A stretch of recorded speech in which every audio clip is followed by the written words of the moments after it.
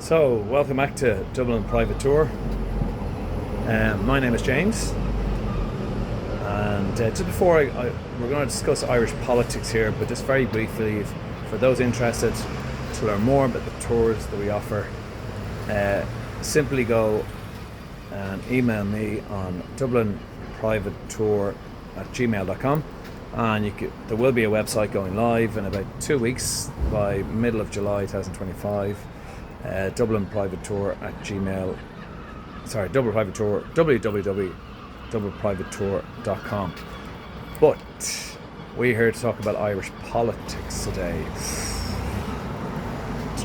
Tricky subject to discuss, particularly in the current climate of the world, but just to give you a brief understanding how Irish politics work. Does it work? Does any politics work in the world? That's a very subjective point of view. And we'll talk about the intricacies and the subtleties of Irish politics as well, how our parliament works in terms of how it's formed and framed, how we elect the leader, what the current political situation in Ireland is. And we are actually currently standing, I'll actually move just a little bit here, we are currently standing opposite what is our parliament, which I'll briefly show you here. So our parliament is the building behind the black gate. I'm just going to go zoom in a bit closer there. Okay, we will discuss that building. We'll get closer to it in a few minutes. I'll just keep you showing that actually while we're here, so it keeps in mind what we're discussing. So first thing, there are 174 parliamentarians that get elected every year that sit in our lower house. Now we have a Senate, which is the upper house, but the lower house is effectively the people that make decisions that impact the day-to-day lives of Irish people. So I'm going to go back to myself actually for this. And our last election took place in November 24, apologies, which is approximately 7 months ago. And our voting system as well is a proportional representation system, what we call pure system, which means your vote gets spread. You can actually, you might go living in a local constituency and there could be 5 parliamentarians elected from that constituency, but there might be 20 people who would be representing different entities, as in political parties, that are up for election. Well, you can actually give them a vote based on 1 to 20. And it does mean, and it's hard to understand this, but the vote does get spread. And we have lots of choice. And we don't elect the leader. So it's not like the United States, which you might argue is more like a personality contest. At least that's sometimes how we perceive it to be here. This is very much about electing a local person to sit in Parliament, and the biggest political party will then try to form the government. They have to have a majority. We'll explain that in more detail in a minute. And the leader of that political party that's the biggest generally is the leader of the country. So we don't elect the leader itself. Now, there are 174 parliamentarians. So to form a government, as I said, you need to be in a majority. So that's 88 parliamentarians together. That's how you form the government. So in our last election, which took place, 7-8 months ago in November 2024, the biggest political party, Fianna Fáil, it's an Irish language word, they got 48 parliamentarians elected. And they formed their government with another, you might say, like-minded political party in terms of they're both centre-right, called Fine Gael, another Irish language name, and Fine Gael got 38 parliamentarians elected. So those two guys, pretty soon after the election, came together, discussed about trying to form a government. They had been in the previous government as well, and 2 of those entities together had 86 parliamentarians in total. Now, generally what they want to achieve when they try to form a government is a majority, a few above the 88 required, just in case parliamentarian passes away, or somebody decides to step away, and there may be an election during the middle of the camp for that seat during the middle of government. Government in Ireland will last for 5 years. So the next election will take place in November 2029, which is 5 years from the previous election. So they tend to try to get, a situation where they have a little bit of comfort, that they have a few extras. So they actually formed a government, those two political parties, with 6 independents who are not affiliated to a political party. They actually, during the negotiation process, those 6 independents, there was actually more at the start, called themselves the regional independents, because they were actually generally from the rural parts of Ireland. And today we have a majority of 94 in government, and the other 80, which of 94 and 80 makes 174, they're in opposition. Now, the 94 are made up of 2 political parties, as you mentioned. They have 86 in total. They're 2 centre-right parties, and the other political entities are a bit of a mixture, really, but they're generally independent. It's very loud here, so it's going to move away from the bus. And that's what our government is at this moment in time. So they would have sat down after the election, and they would have actually agreed a framework for government, agreed on the issues that they were going to put forward for their plan for the following 5 years, and what they wanted to achieve. And the objective then is that every time they put forward some form of legislation that relates to that objective, well, they will vote in favour and it will pass through Parliament. Generally, from an opposition perspective, if they put forward any legislation, it doesn't get passed, unless it is something that on the rare occasion everybody agrees, and that's generally something that might be a more emotional legislation relative to anything that's practical, because obviously there's different viewpoints on how to deal with different issues. Because we're 2 political, so who leads the country? So the political party of Fianna Fáil, centre-right, as I said to you, they have 48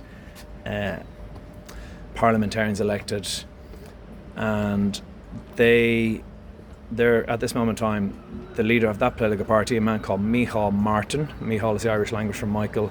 He is the leader of the country. The agreement and framework for government that was agreed was that he would be in charge for the first 3 years, and the second biggest party, who achieved 38 seats, Fine Gael, their leader is Simon Harris, another man.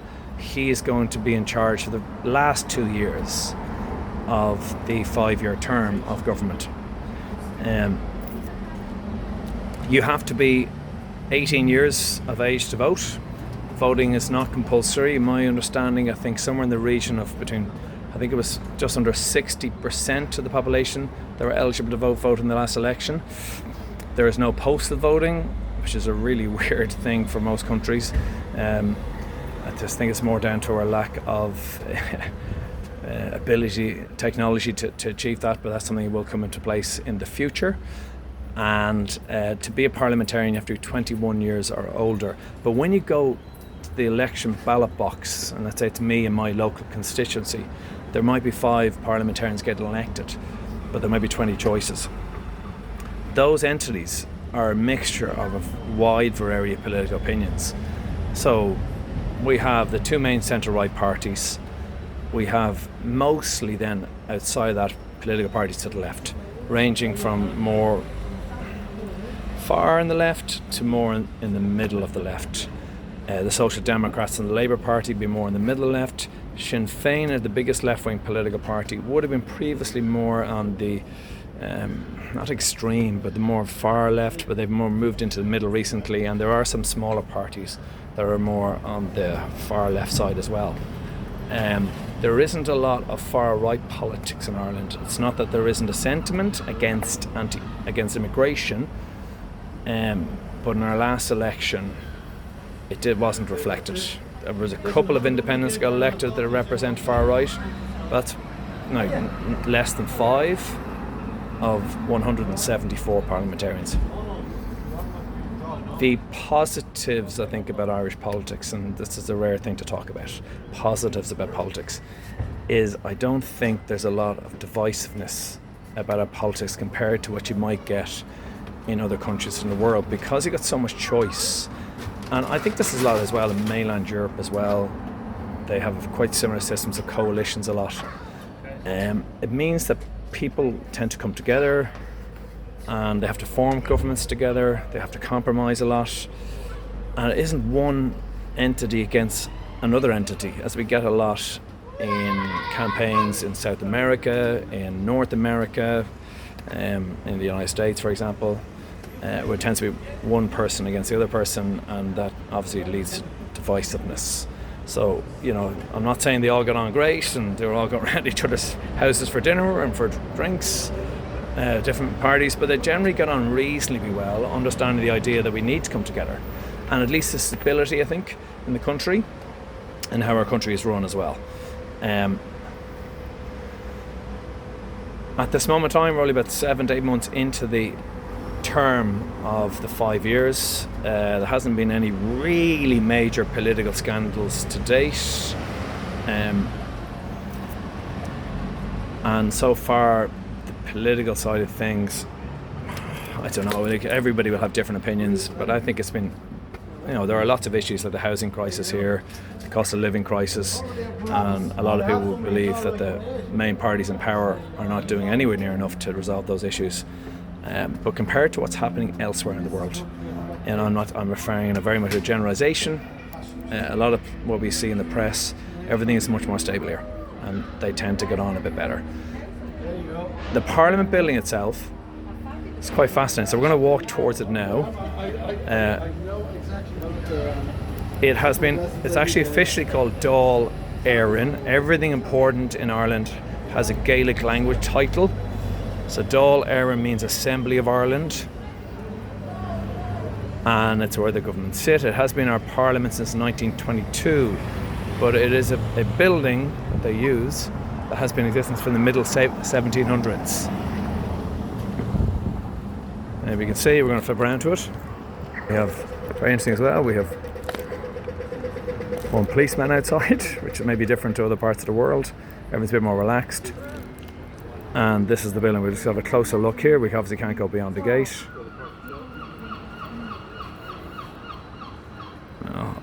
Zoom out a little, bit of context. So that's our parliament. That's where our parliament sits. Government sits. And all our parliamentarians have sit in government in that building. But the really interesting thing of that building is it looks very similar to a very famous building in the United States. So this building dates back to the middle 1700s. I think it's my understanding in the late 1700s the White House was designed and built. And originally the original White House, was actually designed to be a copy of this building, which is our Irish Parliament today. And the simple reason why, there was an Irishman called James Hoban, who was from County Kilkenny in Ireland, who won a competition to design the White House. And he decided to copy that building. Now, for our North American friends, both in the United States and Canada, probably will have a good idea that the original White House looks a little different to what it looks like today, because in the early 1800s, the Canadians, on behalf of the British, actually destroyed the original White House, and it was rebuilt and subsequent to that.